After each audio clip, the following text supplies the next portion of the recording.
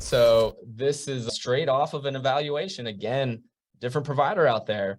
And I went to go and look at their 30% returns or whatever they were advertising for their properties. And what do you know? You look at their mortgage rate calculation and it's straight from March of, 2021. They're expecting that they can get their clients a 4.75% interest rate with 20% down, which just flat out does not exist.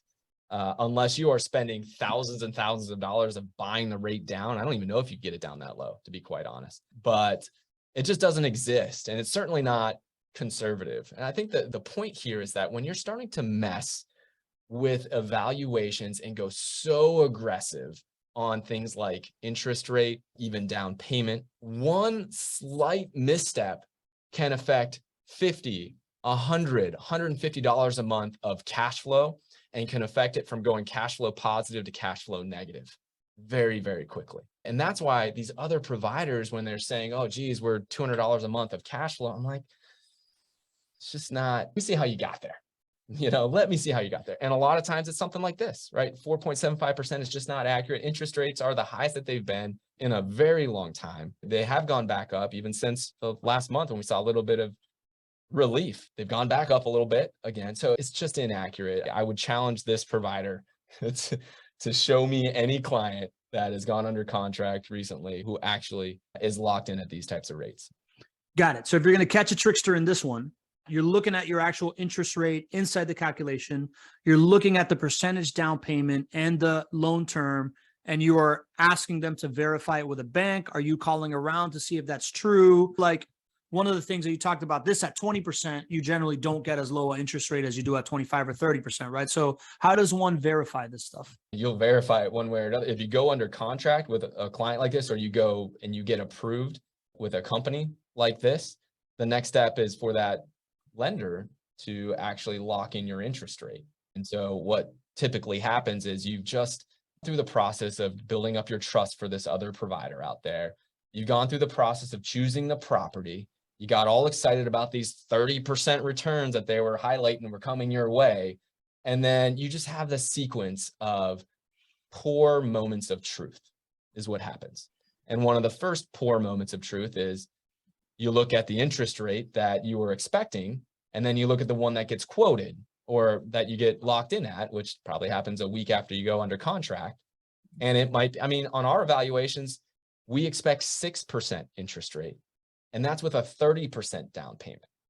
If I was quoting 20% down, I would need to jack up that interest rate even higher, because the less you put down, the more risk the bank takes and the higher that they charge an interest rate.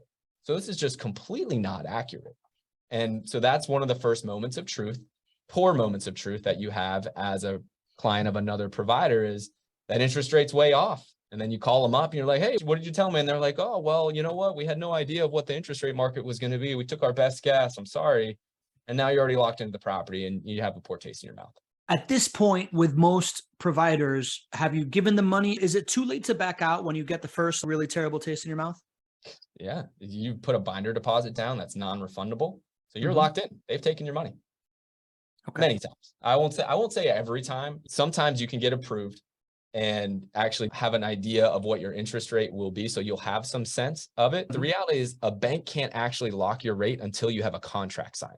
So many times people, they're already roped in. They put the binder deposit down. They maybe didn't ask the question on the initial call they had with their lender. They thought it was going to be exactly what they saw in the evaluation. And now they've got money down. And now there's that poor moment of truth. You got to walk away from like $5,000 plus the rapport building that you've done, essentially, right? Yeah. I should also point out here, I put closing costs here. I'm talking about buyers' closing costs, like closing costs when you purchase. It's just notorious. These providers out here don't include closing costs on your purchase. And that has a big effect because that determines your return on your investment. That is a cost. I've never bought a property without paying closing costs. Everybody knows there's some closing costs to pay. So you just don't see those on the evaluations. And again, it's not true. Got it. So to catch a level 3 trickster, then you got to, number one, verify the interest rate, the down payment percentage, and the term on the sheet, right? Like make sure that that's all there. Then perhaps there is a phone call you can make to ask yourself or ask somebody or ask a friend, are these realistic expectations. Maybe you could talk to your banker. They can give you kind of an opinion. Another is be a part of a community like this, the Not Your Average Investor Show, where you can ask people who have recently bought something if this is realistic. And then last but not least is just to also be looking for the closing costs being part of the down payment and the things that you have. They all need to be there and the numbers need to make sense. Absolutely.